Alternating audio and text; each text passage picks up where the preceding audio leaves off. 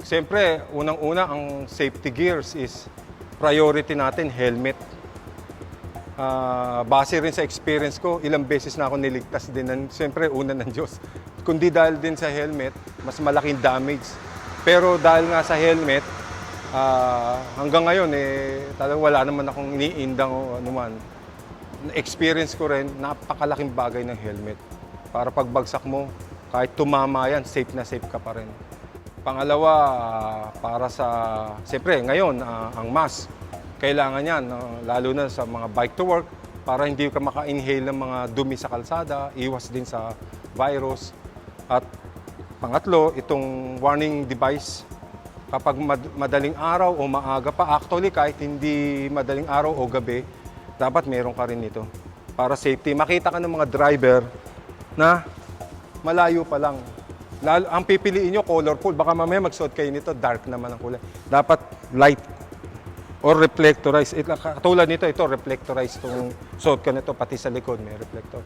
Ang mga bike talaga, maski sa ibang bansa, inuobliga nila magkaroon ng headlight at backlight ang lahat ng bike. Siyempre, ang eyewear, kailangan pa rin para protection na sa mata. Kung sakali, kasi mahirap din wala kang protection sa mata. Kahit na pag mabilis ka na, minsan mga bato, maliliit na batong tumatalamsik o mga insekto mapunta sa mata nyo, mahirap din po yung wala kang protection. Kailangan nyo rin ito. At gloves, para lalo na po sa masiselan yung mga palad, kailangan nyo po mag-gloves para hindi po nagpapaltos yung kamay ninyo. At kung sakaling matumba kayo, pwede nyo may pantukod. Kung may gloves, pwede nyo itukod. Hindi madadamage yung palad ninyo.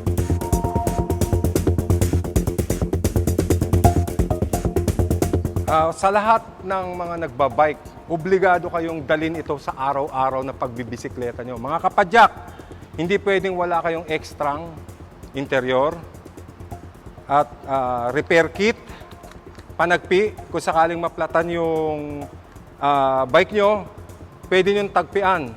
At siyempre, kailangan nyo ng pump. Baka nasa alanganin lugar kayo, wala kayong makitang gas station, dapat may sarili kayong pump. Tire lever, pang sikwat sa gulong. Mga top 5 na common na tools sa bike na obligado natin dalhin. At siyempre, itong Allen wrench. Merong Allen wrench na nabibili, isang set, kompleto lahat. Pero ako, ang dinadala ko lang is yung common na nagagamit. Size 4 to 6 pwede. Yun ang madalas natin nagagamit.